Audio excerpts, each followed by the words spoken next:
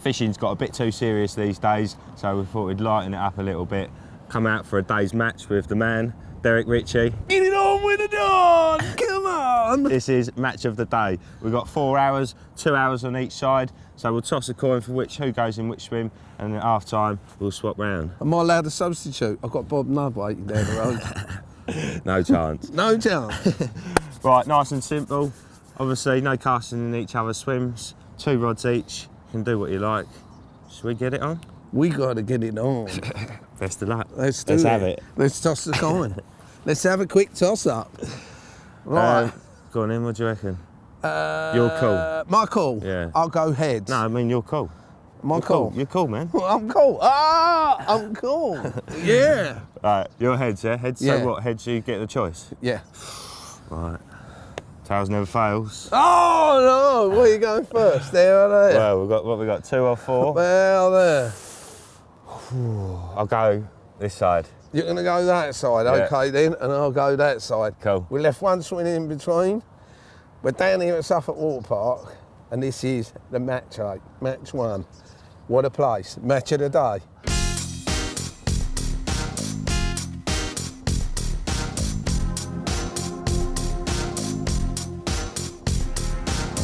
Well, Don Richie's already got his rods out and I'm still sorting my bits and bobs out.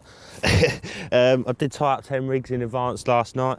Nothing complicated, I'll show you them in a minute. But in the meantime, obviously, he's got his sticks out, I've got to get mine out. 2 here ready to go, no messing about. I don't think I'm going to worry about any bait for the time being. Just a little bag, little hook bait, and hopefully we can find them fish. Let's get on it.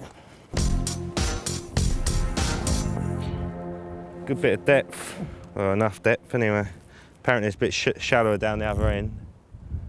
Just flick that one about 25 yards, put the other one a little bit further, and we'll see what happens. If nothing's happened within 10 minutes, I'll be moving them.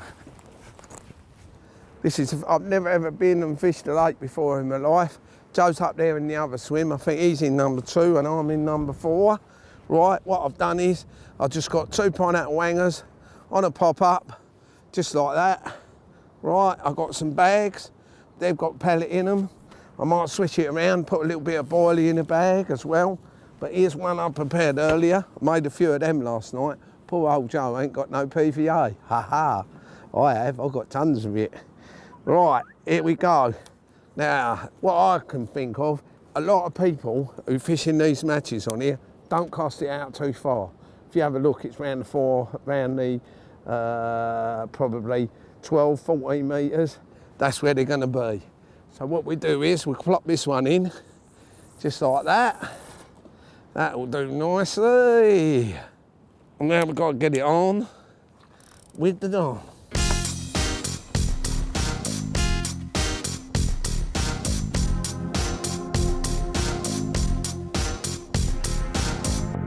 Well, it's the left-hand rod away first and it feels like an absolute lump. All quiet up there, old boy?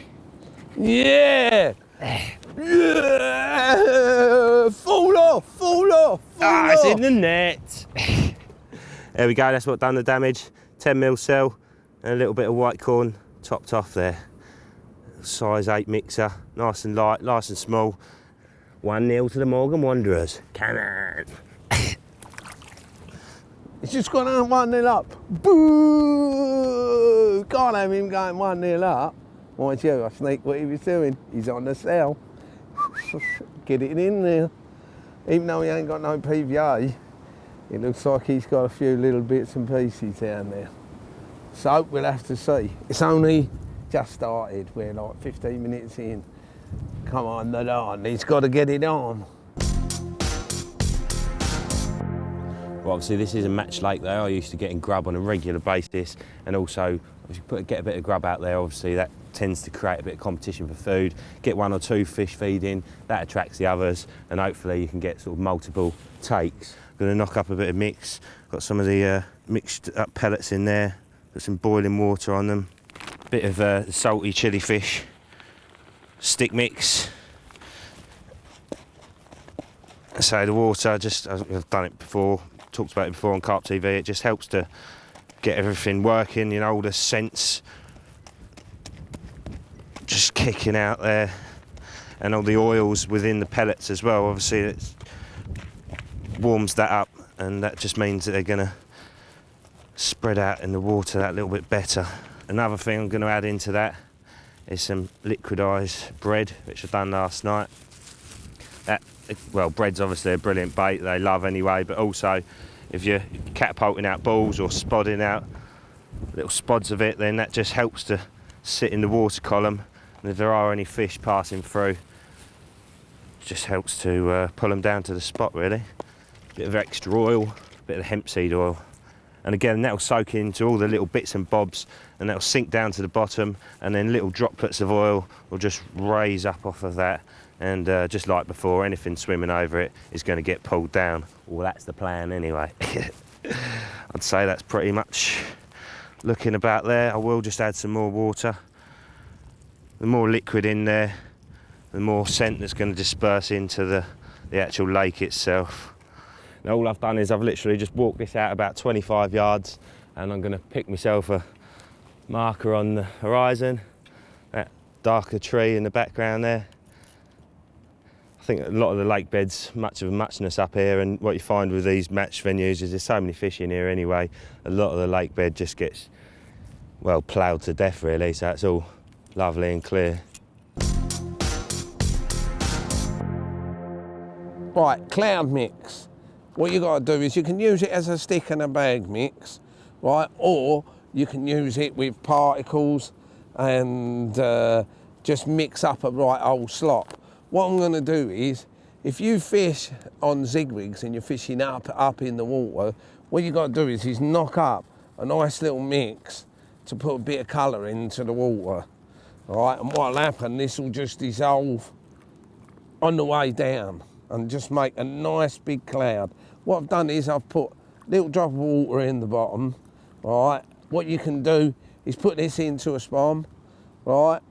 And feed it as a nice sloppy mix, or what you can do is knock it up into balls, and you can put it in ball form.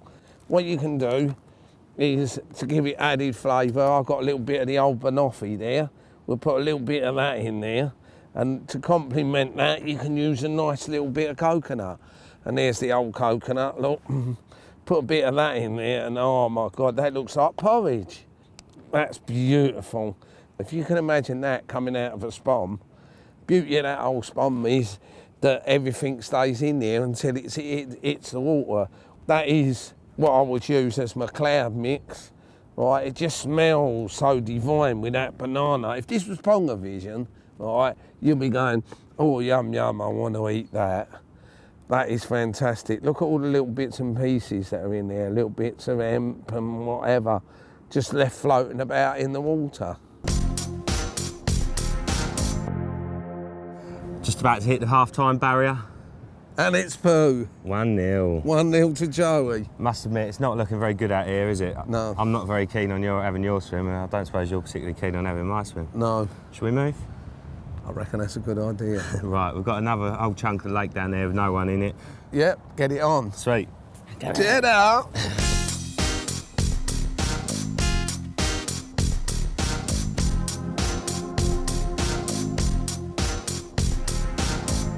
Right, we've tossed a coin, and we've got swims 10 and 11. Thankfully, I've got an 11 because 11's a bit of a lucky number for me. Going to clip my spot up a little bit further out this time, and again, put half a dozen spods on that, put a bottom bait on that. The other rod I'm just going to fish as a little single bag, but what I'm going to do is every sort of 10 minutes or so, I'll put another couple of spods out, and if nothing happens off the bottom of that spot, I'm going to put a zig on and try that, you know, just up in the water a little bit. Obviously, spodding a little bit of bait over the top of it as well. It's got to be worth a go. In these sort of situations, you've got to keep ringing the changes. I thought it was going to be a little bit easier than this, but I think the main key is at the moment we haven't really dropped on the bulk of the fish. So hopefully, moving it up here, we will do just that. Now we've gone into the second half, I'm putting a little bit of pellet in there. I'm going to bolt a bit out there, put a little bit of gear out there, make a bit of a little patch, and then start fishing over the top of it. So we just got to suck it and see. That's all we can do. Oh, mate.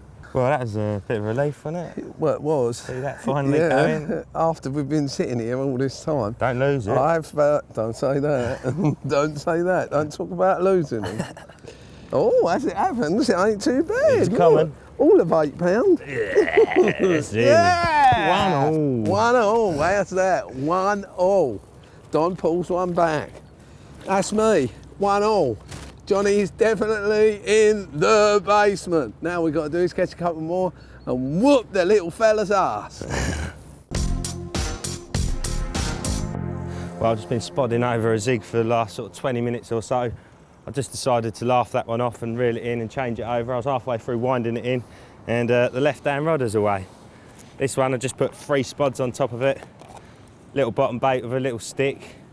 We were starting to get a bit worried about the lack of activity, but Derek's just had one. And hopefully this one will make it 2-1. Shut up. But obviously it's got to go in that net first. Nice little leathery mirror, a dodgy dorsal, bit of a character.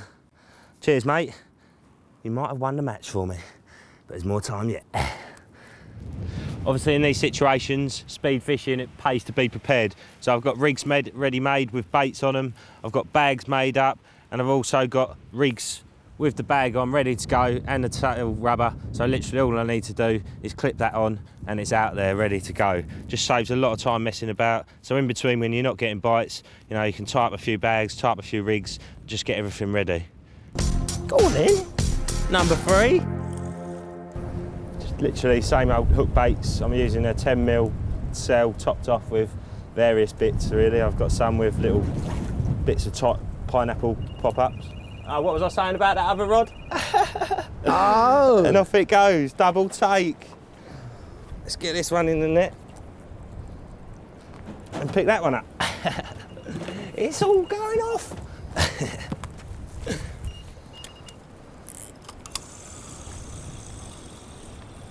Woohoo!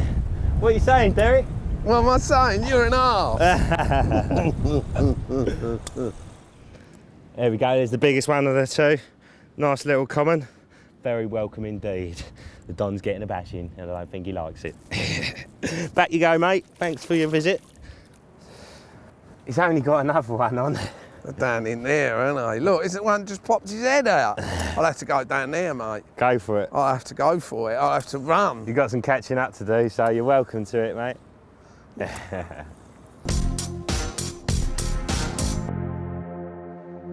The move paid off, didn't it? Cool, look at that, it's a corker. It's a little stonker. That's all caught up.